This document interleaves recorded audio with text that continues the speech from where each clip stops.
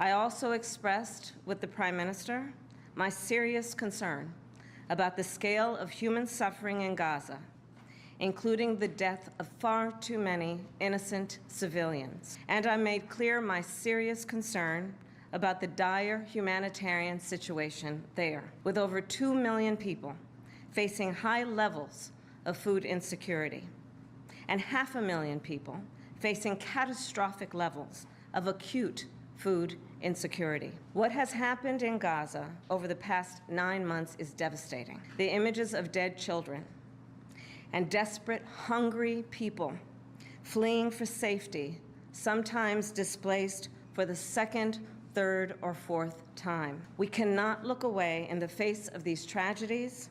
We cannot allow ourselves to become numb to the suffering, and I will not be silent. Thanks to the leadership of our President, Joe Biden, there is a deal on the table for a ceasefire and a hostage deal. And it is important that we recall what the deal involves. The first phase of the deal would bring about a full ceasefire, including a withdrawal of the Israeli military from population centers in Gaza.